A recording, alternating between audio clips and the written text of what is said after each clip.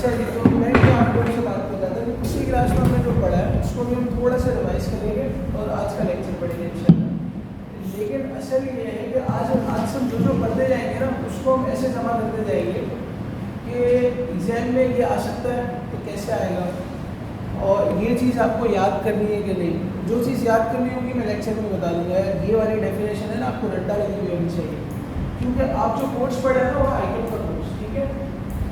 तो कहीं कहीं आईकेप एग्जैक्ट थ्योरी पूछता है। आईकेप ने बताया भाई कि मैं ये 100 मार्क्स कैसे टेस्ट करूँगा, आप लोगों के लिए एप्लीकेबल डायरेक्टली तो नहीं है, लेकिन कहीं कहीं एग्जैक्ट थ्योरी आपको रिप्रोड्यूस करनी होती है, कहीं कहीं सिर्फ ऑब्जेक्टिव बेस्ड एमसीक्यूज होते हैं,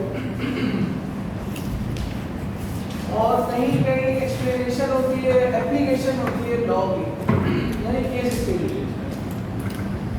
तो हमारा भी यही मॉडल है। तो आपको बढ़ाते बढ़ाते बता दूंगा यार, देखो इस पे ना एमसीक्यू बन सकता है। तो आप लोग अपने नोटिंग में, असल होगी आपकी नोटिंग इतनी अच्छी करो कि आपको कहीं इधर उधर ना जाना पड़े।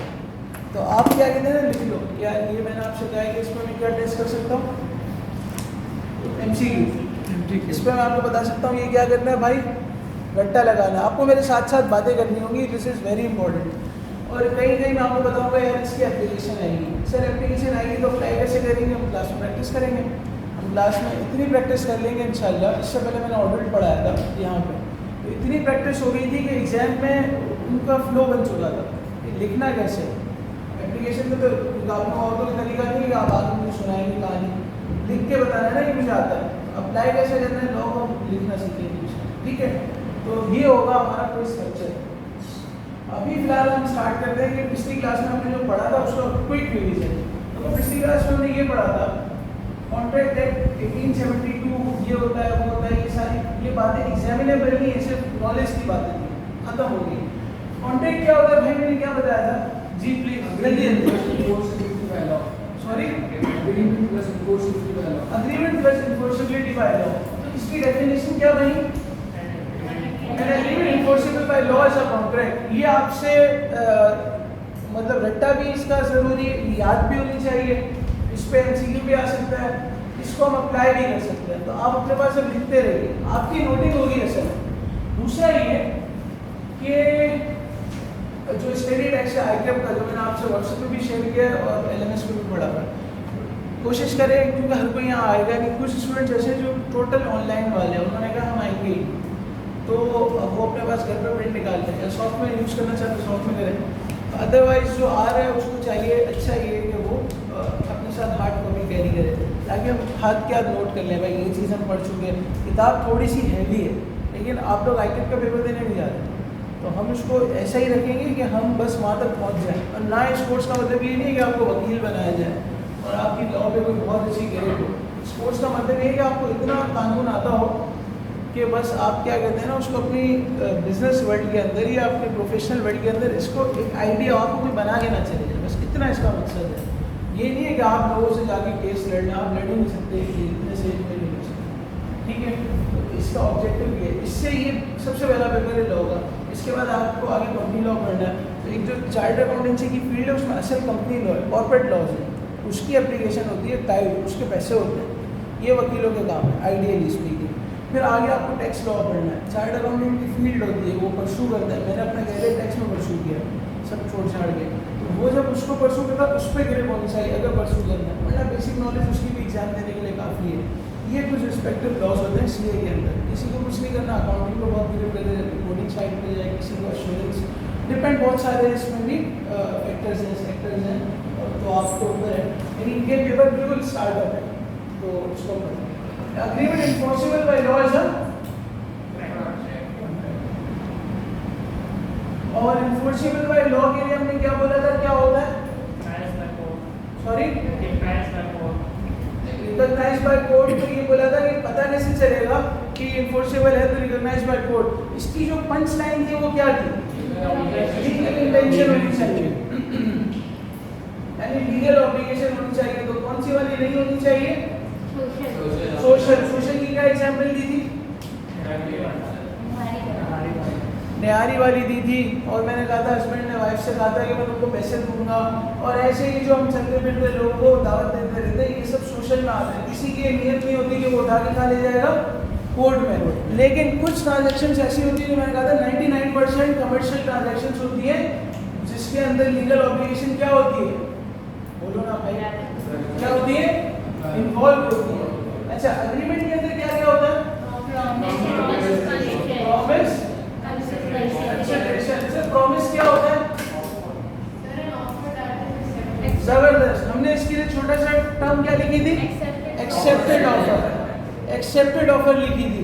अगर किताब होगी ना तो हम वहाँ से गुजरेंगे कि प्रॉमिस की इतनी लंबी थोड़ी डेफिनेशन है और हमने इसको एक्सेप्टेड ऑफर समझा है। तो किताब कोशिश करो लेकर आओ नेक्स्ट टाइम से, प्रिंट निकलवा लो कहीं से तो बहुत अच्छा हो जाएगा। अभी सॉफ्टवेयर अभी भी यूज कर सकते हैं। और सर कंसिडरेशन क्या होती है, समथिंग इन रिटर्न, इसका क्या मतलब है, मॉनेटरी वैल्यूज हो, मतलब कोई फ्री में काम ना हो, समथिंग इन रिटर्न हो, समथिंग फॉर समथिंग हो। हमने इसके लिए कहा था ना कि कोई फ्री लंच इन लाइफ नहीं है। तो ये हमारा पिछली क्लास का क्लास था। आज हम पढ़ने जाएंगे इंशाल्लाह, अभी हम पढ़ेंगे essentials of a valid contract. ये जो कॉन्ट्रैक्ट है इसके अंदर कौन कौन से अज्जा है, यानी मतलब खाने की तरकीब क्या है, उसमें ये चीज़ डालोगे तो बिरयानी बनेगी, तो ये वाले एसेंशियल्स होंगे तो कॉन्ट्रैक्ट वैलिड होगा। हमने इसको भी लिखा था एग्जाम्पल से, अगर आपको याद हो, ए ने बी से कहा मैं तुम्हें गाड़ी बेचूंगा, फिर मैंने किसी से पूछा था इसमें सबसे इंपॉर्टेंट बात क्या थी, और किसी ने अपनी मर्जी से जवाब दिए थे कि किसी एक के बीच में से कहा था टू पार्टीज, कुछ याद आ रहा है बस। तो वो वन ऑफ द एसेंशियल्स है। आज हम इसको एक तरफ जमा कर देंगे एसेंशियल होता क्या है और इसके अंदर छोटी छोटी एक्सप्लेनेशन। सर ये करने से मुझे एग्जाम पर्पस के लिए क्या होगा, एग्जाम पर्पस के लिए ये होगा कि आपको मैं यूं भी पूछ सकता हूँ कि list down the valid essentials of a contract, 3 number का, तो आपको ये लिस्ट रेडी भी होनी चाहिए। मैं कहूँ कि list down the essentials of a valid contract and explain any 3 of them, 5 number का, तो इसमें छोटी छोटी एक्सप्लेनेशन आनी चाहिए। मैं आपसे कहूँ कि क्या कहते हैं ना, ये एक एमसीक्यू बना दूँ कि आइडेंटिफाई इन द फॉलोइंग जो कॉन्ट्रैक्ट का एसेंशियल नहीं है, तो फिर आपको एमसीक्यू आना चाहिए। बात समझ आ रही है? मैंने आपसे पहले ही कहा इंशाल्लाह आपको हर टॉपिक के स्टार्ट में मैं ये बता दूंगा इसकी टेस्टिंग कैसे पॉसिबल है, इसकी टेस्टिंग कैसे पॉसिबल है, ताकि आपको पता हो जो पढ़ रहे हो उसका मकसद क्या है। सर इसका मकसद ये था कि डेफिनेशन मुझे लगता है लिखनी होनी चाहिए। अगर नहीं भी याद करोगे तो इतनी बार क्लास में आएगी कि खुद ही याद हो जाएगी, बहुत सारी चीज़ें तो आपको खुद ही याद हो जाएंगी इंशाल्लाह। अच्छा जी, तो अब हम पढ़ने जा रहे हैं essentials of a valid contract. Course मैं आज अपने साथ भी लाया हूँ ताकि किसी को ऐसे देखना हो तो देख लेना। और ये इसकी बुक मैंने व्हाट्सएप पे शेयर की है ना ग्रुप पे, और एलएमएस पे भी रखी है, एलएमएस पे भी रखी है ताकि आप लोग वहाँ से इसको फॉलो करें। आज हमने क्या पढ़ना है भाई, आज ये नहीं करना सही है, essentials of a valid contract. अच्छा, ये सबसे पहला क्या होगा उसको आप पहले नोट करें, फिर हम इस पर चर्चा करेंगे।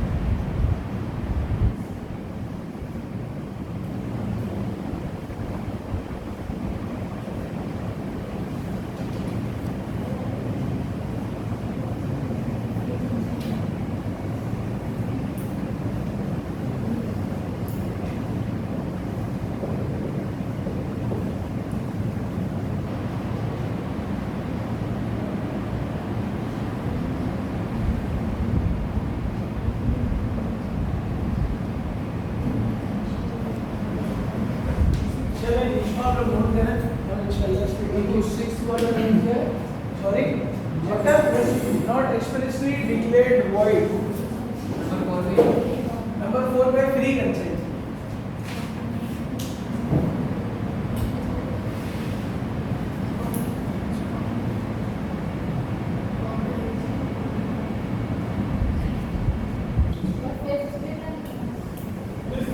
Competency to contract, capacity of parties.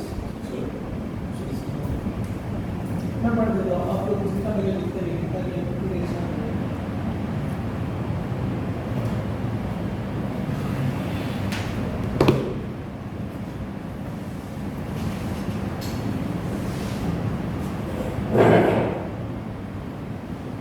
इस लिंक को हम है ना मतलब कैसे शेयर करेंगे स्पेसिफिक भी मैं इसको प्राइवेट करूँगा यूट्यूब के अंदर दूसरे अपने रूल्स है। फ्री कंसेंट एक पूरा अलग चैप्टर है, ये कैपेसिटी ऑफ पार्टीज अलग चैप्टर है, नॉट एक्सप्रेसली डिक्लेयर्ड वर्ड अलग चैप्टर है, lawful object, possibility of performance, सारे अलग अलग चैप्टर है।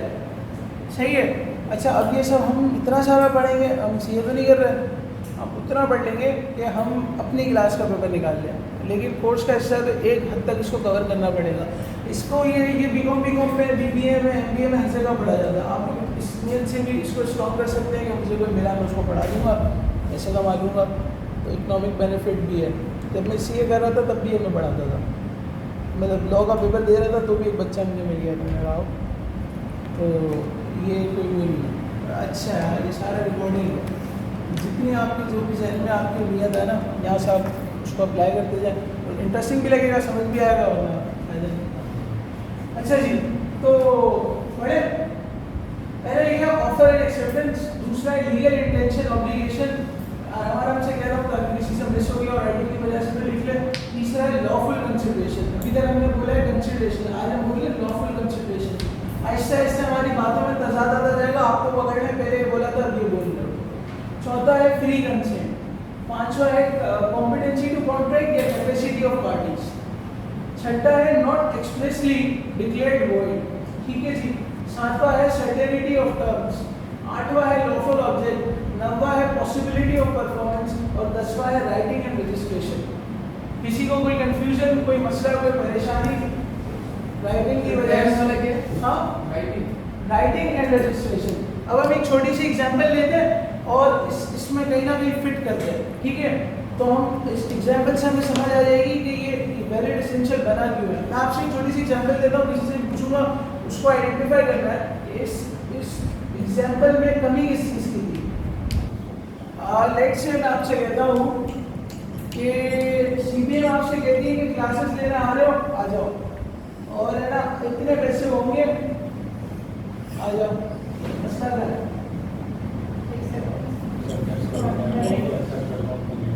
आपने कर दी, अब आ गए, अब हफ्ते की सुबह आ गए, शेड्यूल बता दें 9 बजे आ जाए। ऑफर भी, एक्सेप्टेंस भी, कंसिडरेशन भी, लास्ट ऑफर ऑब्जेक्ट भी, कोई बंदा नहीं है। मसला बताइए क्या कौन सी क्लास? Certainty of terms. कहीं ना कहीं फिट करूंगा मैं, किसी को इंशाल्लाह मिलाएंगे, ठीक है। आपको, आप मेरी दुकान पे, आप बोलो मुझे ना पेन चाहिए, ले लो। आप मेरा कितने की बोलो, बात करनी पड़ेगी दुकानदार, बोलो कितने, मैंने कहा 25 रुपये की, आप मेरा दे दो, 25 रुपये दो। आप पूछो तो सही भाई, कौन सी पेन 25 की, कौन सी पेन 25 की, क्या मसला है? Certainty of terms.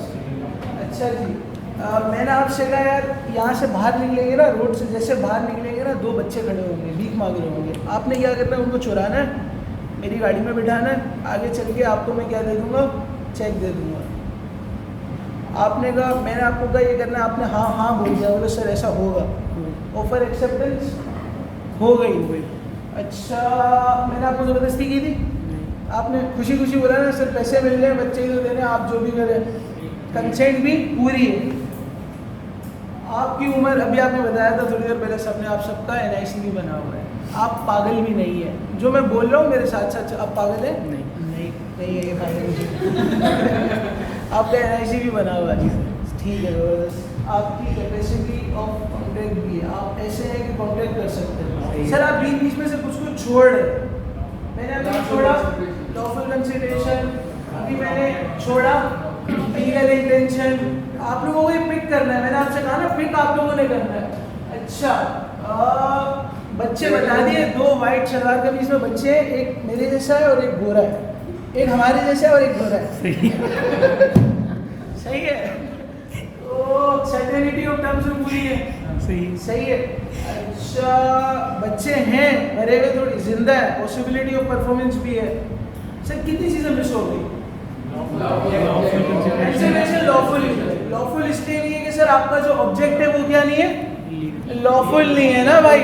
ऑब्जेक्ट मेरा लॉफुल, बच्चे चुराना कानून कहेगा हाँ इजाजत है, कर दो मैं संभालूंगा, सुप्रीम कोर्ट कहेगी हम संभाल लेंगे, आप बच्चे उठा, ऐसे पॉसिबल है नहीं सर। अच्छा तो ऑब्जेक्ट भी लॉफुल नहीं है, एक्सप्रेसली डिक्लेयर्ड भी वॉइड भी है, ऐसा काम नहीं कर सकते, तो जिस काम में वो गड़बड़ उसकी कंसिडरेशन भी क्या होगी, लॉफुल नहीं होगी ना, नहीं होगी। तो बस इतनी सारी चीजें हो गई। और इंटेंशन तो लीगल हो ही नहीं सकती।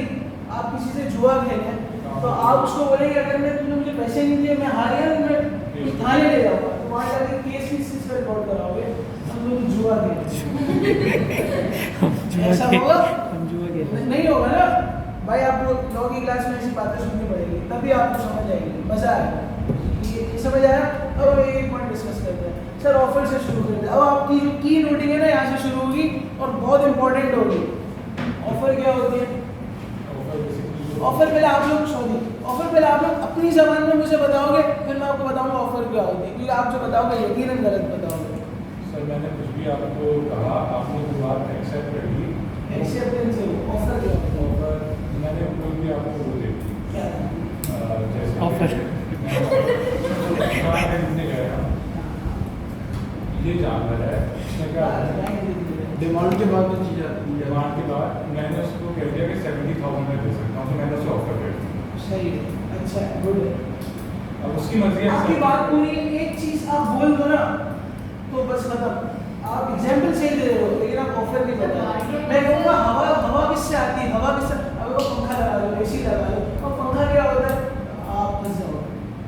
आपका पंखा वो होता है जो चलता है मरे, लेकिन वो हवा किससे आता है, तो पंखा लगा लो, एसी लगा लो, कूलर लगा लो, दरवाजे हटा लो, दीवार गिरा दो, हैं कुछ भी बोलोगे ना। तो ये आपने बताया, अच्छा एक एग्जाम्पल से बताया। ऑफर क्या होती है? डिमांड के बाद तो चीज़ें नहीं ऑफर क्या होती है? ऑफर आपकी चीज़ के ऊपर क्या पैसा लग रहा है, पैसा जरूरी है भाई। कोई भी मतलब है। पैसा क्या पैसा? बार्गेन नहीं भाई, बार्गेन ऑफर पे पूरा चैप्टर है, मैंने इसीलिए बोला है, मैं पढ़ है, बार्गेन ऑफर नहीं है। प्रपोजल कैसा, क्या बोलोगे? उसमें एक चीज की मिसिंग है।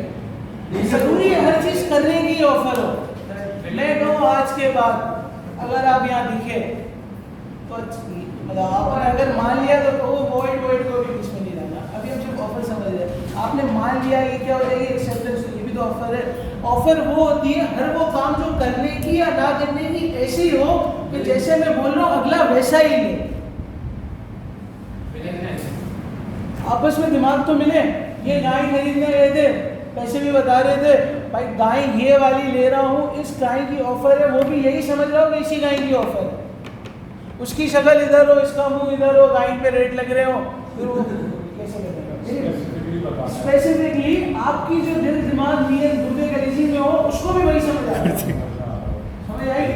वरना तो आप सबको ऑफर ही करते थे, कभी कुछ नहीं बनेगा। सही है, तो ऑफर क्या होती है बोलो? सही है, ऐसी कोई बात जो आप किसी को करने के लिए या ना करने के लिए। सर ना करने का भी तो होता है भाई, अगर आपने ये काम नहीं किया तो आपको इतना रिवॉर्ड मिलेगा, आपने जुर्म नहीं किया तो अच्छे सिटीजन होंगे। खैर उसमें कोई पैसे वैसे नहीं, एक बात समझाने के लिए गया। चलो अब आप ऑफर की डेफिनेशन लिखो। When one person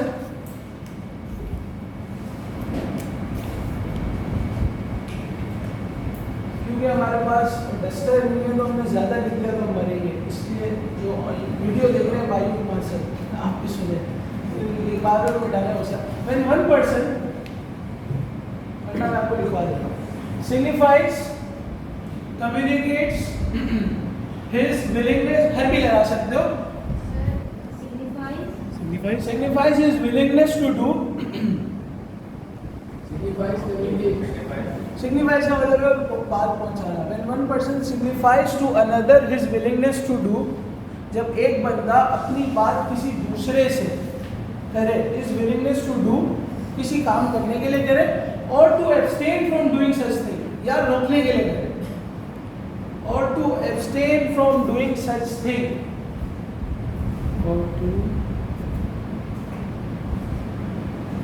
or to obtain.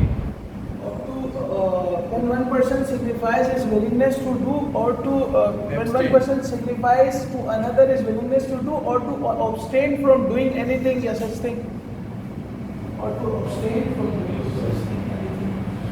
नुक्ते की बात अब आएगी, काम की बात कब आएगी? With a view, with a view, वही वाली line, with a view to obtaining the asset.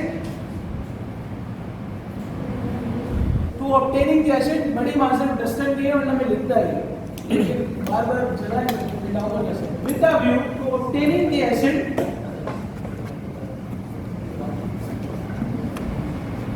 of that other.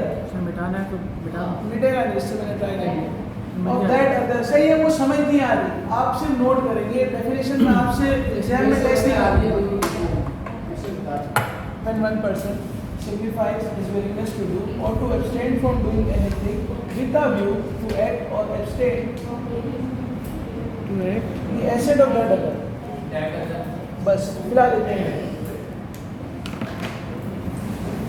ये डेफिनेशन रट्टा नहीं लगानी, नहीं आएगी पेपर में, टेंशन नहीं.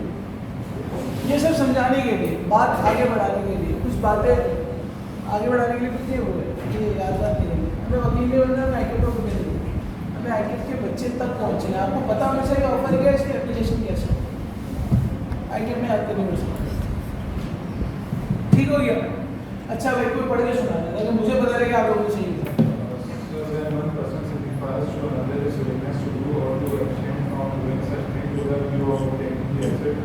जबरदस्त.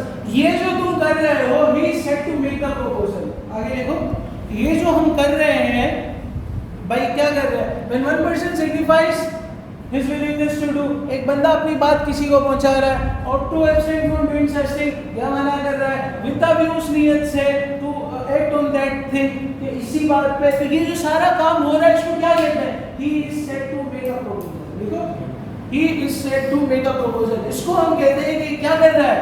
ये proposal दे रहा है, ये ऑफर दे रहा है. proposal ऑफर एक ही है. बात समझ आई? विवेक भाई, विवेक बताया ना, दीपक भाई, विवेक भाई, दो नाम मुझे याद हो गए. हुसैन, अली हुसैन, 3 नाम याद हो गए. फहद फरजाद मेरा बहुत अच्छा दोस्त है, इंशाल्लाह मैं आपको नहीं मिलूंगा, निकाब उतार के दिखा दो, याद रहेगा. फरजाद और फहद कौन था? फहद मेरे बहुत अच्छे मेंटोर हैं, वो 5 लोग हो गए. अच्छा ये लिख लिया भाई, प्रपोजल ऑफर. बात खत्म हो गई यहाँ पे. अब खाली ये लिखना है, ये पूछा जा सकता है, खाली अपने बार लिख लो थोड़ा सा. जो प्रपोजल देता है, जो ऑफर देता है, उसको क्या बोलते हैं? ऑफरर. ऑफरर. ये पूरे लॉ में चलेगा, जो जो करता है उसके आगे ही यार. ये आज मैंने आपको नुक्ते की बात बता दी, जो जो करता है उसके आगे ही यार. आगे यही पूरी दुनिया इसी की है. ठीक है. और जिसको दी जा रही है वो कौन होगा? ऑफरिंग. लिख लो, इस पर एमसीक्यू बन सकता है सीधा सीधा. ये जितना मैं बोल रहा हूँ ना, उसको आखिर में मुझे बताया ना आपने यही बोला था, तो फिर पेपर ऐसे बनेगा. ऑफरिंग. ठीक हो गया, जबरदस्त हो गया सर. ये तो हमें समझ आ गया. ऑफर ये होती है, आपने किसी को एक बात बताई, अब जब हम ऑफर का पूरा चैप्टर पढ़ेंगे ना, तो ऑफर नहीं समझेंगे. हाँ भाई, ऑफर हमने आज समझ लिया, अब डायरेक्ट उसको कनेक्ट करके आगे बढ़ेंगे. मेरी बात समझ आ रही? ऑफर का पूरा चैप्टर है. तो when one person signifies his willingness to do or to abstain from doing anything with a view to act on it, he is set to make a proposal. क्या है बात समझ आई? सर ऑफर रिजेक्ट भी तो अभी तो हो रही है ना. रिजेक्शन तो एक्सेप्टेंस पे आएगी ना. आप मिसाल के तौर पे मैं आपसे कह रहा हूँ यार ये आप खरीद ले, क्या आप इसको खरीदेंगी? आप मना करेंगी तो रिजेक्ट हो जाएगी, आप खरीद लेंगी तो एक्सेप्ट हो जाएगी. लेकिन मैं ये तो नहीं सोचूंगा यार ये मना कर देगी तो ऑफर ही नहीं करती. कभी दुकानदार ने सुना या आपको नहीं खरीदना तो आप आराम से चले जाए, ऐसे भी बोलता है भाई इधर है. तो ये बात होती है. रिजेक्शन की कोई बात नहीं हुई. अच्छा जी, एक्सेप्टेंस क्या होती है? जैसा मैंने आपको दिया था आपने वैसा कबूल कर लिया. जैसी मैंने आपको ऑफर दी थी आपने कबूल कर ली. अगर आपने ऑफर कबूल कर ली नींद आ रही है आपको। एक्सेप्टेड ऑफर क्या होती थी? एक्सेप्टेड ऑफर क्या होती थी? माइक में बोले, एक्सेप्टेड ऑफर क्या होती थी? नहीं, प्रॉमिस। सही है, कनेक्शन हो गया, कनेक्शन बन गया, जबरदस्त। सर दूसरा लीगल इंटेंशन ऑब्लिगेशन में काम की बात क्या थी? सोशल ऑब्लिगेशन ना हो, यानी पार्टी के ब्रैकेट में आपने लिखना है तो सोशल ऑब्लिगेशन ना हो, यानी नियत में ये हो कि कोई कुछ ब्रीच होगा तो मैं क्या करूंगा? सू करूंगा, सू देखो SUV, सू करूंगा। काम की बात इतनी है, इससे आगे इसमें कुछ नहीं है, पढ़ चुके हैं पहली क्लास में। क्या चीज? यार वो गंदम और चने का रेट हम ये पढ़ चुके हैं ना। लीगल इंटेंशन क्या है, लीगल ऑब्लिगेशन क्या है, सोशल ऑब्लिगेशन नहीं होगी, नियत होगी कि क्या कहते हैं, सू करूंगा, ब्रीच हुआ, किसी ने ब्रीच किया और ये रिकॉग्नाइज कौन करेगा? कोर्ट करेगा। 99% कमर्शियल ट्रांजैक्शंस में इन्वॉल्व होती है क्या? Legal intention, legal intention. सही है, यहाँ तक हम साथ हैं। हम कनेक्शन करेंगे हर क्लास में, एक ही चीज बार बार थोड़ी पढ़ेंगे। ठीक हो गया। तीसरा पॉइंट सर, कंसिडरेशन लॉफुल होनी चाहिए। सबसे पहले बात, कंसिडरेशन क्या होती है? मैंने इससे पूछा भाई, इससे पूछा कंसिडरेशन क्या होती है? हैं? क्या समथिंग इन रिटर्न के बदले कुछ दिया जाए। किसी के वजह से दिया जाए, मतलब मिसाल से समझाओ। उसके बाद पूछिए यार, कंसिडरेशन मिसाल के तौर पे बोलूँगा सर, मिसाल के तौर पे। जैसे कि मैंने आपकी वीडियो बनाई तो आप मुझे बदले मार्क्स देंगे। मिसाल नहीं है सर, मुझे ऐसी कोई नियत नहीं है। देखो देखो मेरी बात सुनो, आपकी बात सही है। अगर मैं आपको कुछ दूंगा ना इसको कंसिडरेशन ही बोलेंगे, लेकिन इससे पहले देखो क्या लिखा है? Legal lawful. लॉफुल नहीं है, नहीं है। नहीं है। तो कंसिडरेशन हो गई। कंसिडरेशन क्या है? समथिंग इन रिटर्न, किसी बात के बदले कुछ मिलना। इतना काफी, पूरा चैप्टर आगे पढ़ेंगे। कंसिडरेशन लॉफुल होनी चाहिए का मतलब जो आपके आइन के अंदर ट्रू पाकिस्तानी। आइन के अंदर ना हो, आइन में ऐसी कोई बात ना हो जो आइन के खिलाफ ना, कानून के खिलाफ ना। आगे इसको पढ़ेंगे, लॉफुल कंसिडरेशन में पूरा। अभी इतना समथिंग इन रिटर्न अगर होगा तो कॉन्ट्रैक्ट वैलिड होगा। अभी हम ये पढ़ रहे हैं। चौथी बात सर, कंसेंट फ्री हो। ये हमने नहीं पढ़ा बेसिक क्लास में, तो आज इस पर थोड़ी चर्चा होगी। फ्री कंसेंट का मतलब क्या होता है उर्दू में? रजा। रजा कौन है? हाँ, रजामंदी। और फ्री बोले तो खुशी से, खुशी से। रजामंदी जबरदस्ती भी होती है और खुशी से भी खुशी से भी होती है। सर क्या मतलब? लॉ के अंदर उसको समझाना पड़ेगा ना कि ये नहीं होगा। मैंने किसी क्लास में कुछ बताया था कि अगर कोई लिखा हो ये है तो इसका मतलब इसके अलावा सब कुछ वो नहीं है। नेगोशिएबल इंस्ट्रूमेंट में बताया था, याद आया? अब याद आ गया। फ्री कंसेंट के अंदर भी बताता है कि ये चीजें नहीं होंगी तो कंसेंट फ्री है। यहाँ पे ये बता रहे, 4-5 नाम भी लिखूंगा कि अगर इनसे कंसेंट किसी की नहीं ली तो कंसेंट फ्री है। मिसाल के तौर पर नींद आ गई आपको, मिसाल के तौर पर मैं आपसे कहूँ कि क्या कहते हैं ना, आपको ये फ़ोन खरीदना ही पड़ेगा और नहीं खरीदोगे तो आपकी खैर नहीं है। आप बोलोगे, आप क्या बोलोगे? खरीद लेते थे, ऐसे ही बोलो खरीद लेता हूँ। क्या आपकी कंसेंट फ्री थी? नहीं। मैंने आपके साथ क्या करा? कानून की ज़बान में कोर्शियन लिखते थे, कोर्शियन। सही है, कोर्शियन। दूसरा, मैंने आपको बोला यार इसके जैसा कोई फ़ोन नहीं है, इसमें कोई खराबी नहीं है, आपने यकीन कर लिया, इसको क्या कहेंगे? Free consent. फ्रॉड। सही है।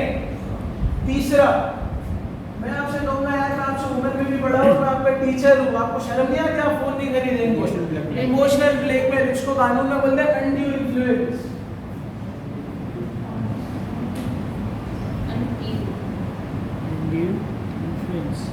चौथा मिसरिप्रेजेंटेशन और पांचवा मिस्टेक। सर इस पे एमसीक्यू बन सकता है, ये पूरा टॉपिक है, इसको हम पढ़ेंगे, इसके अपने रूल्स हैं।